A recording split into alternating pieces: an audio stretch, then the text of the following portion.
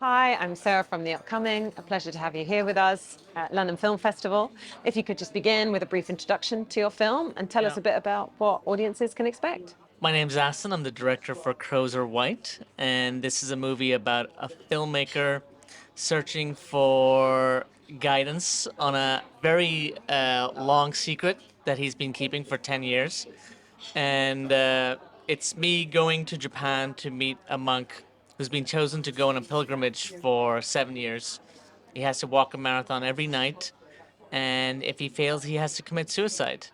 Halfway through the process, I get thrown out of the monastery, and I end up meeting the lowest ranking monk on the mountain, who's into heavy metal and ice cream, and he helps me confront the secrets that I've been keeping all my life. Where did the inspiration come for the film, and why were you so compelled to tell this story on the big screen?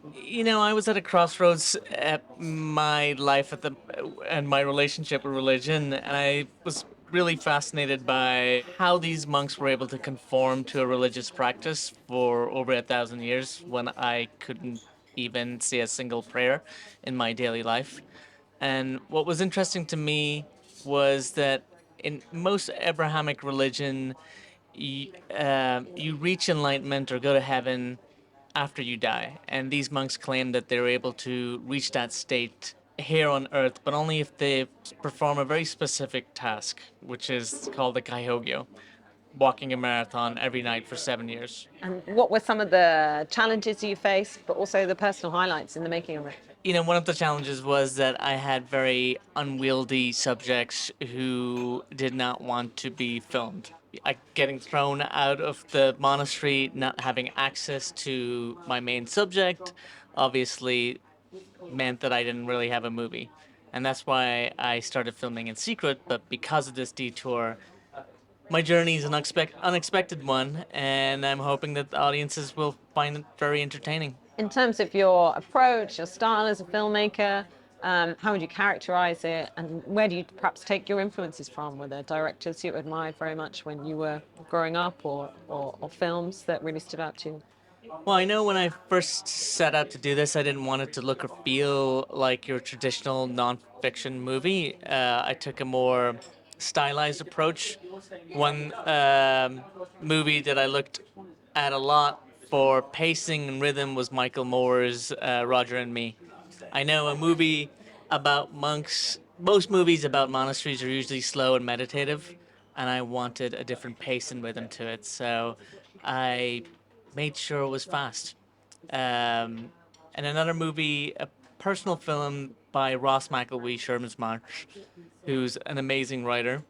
I watched that a lot on repeat to try and kind of understand how to include my story within the story of the monks, which was a very big challenge. Do you feel like it was one of these experiences where you came out changed at the end of it? What do you think maybe you learned for yourself as a filmmaker, but also as a person? Yeah, I think it's rare for a filmmaker to be changed by their subjects, and I think this movie is unique in that sense. Not only I had the privilege to be able to document my character's transformation, it was our friendship that actually profoundly changed me. I'm not going to give any spoilers, but the Ryoshin, the monk who is an unorthodox monk who's into heavy metal and ice cream, I think he essentially taught me the importance of staying true to yourself. What do you hope people will take away from watching it? And I guess having that bit of humor, but having it be very candid. What do you think people take away from an experience like that, and how might be different from watching other documentaries? I think that is one of the main lessons. I feel like how to stay true to yourself, how to have integrity when you're faced with the expectations of your parents, your boss, your religious institutions. It's a challenge, and I think everyone wears a different mask in front of different people during the course of the day. And I think hopefully this movie is inspiring to those who are facing a challenging thing to be honest about with their loved ones. What does it mean to you to be showing the film here at London Film Festival?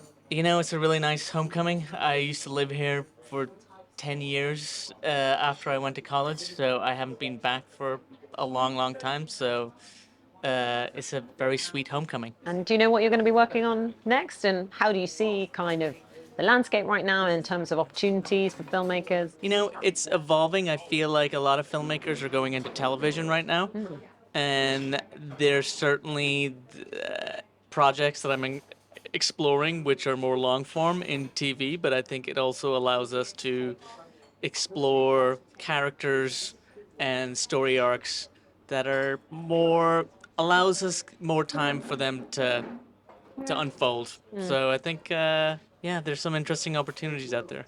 And do you know what your next project is? So you're going to wait and see? Kind of. I have a couple.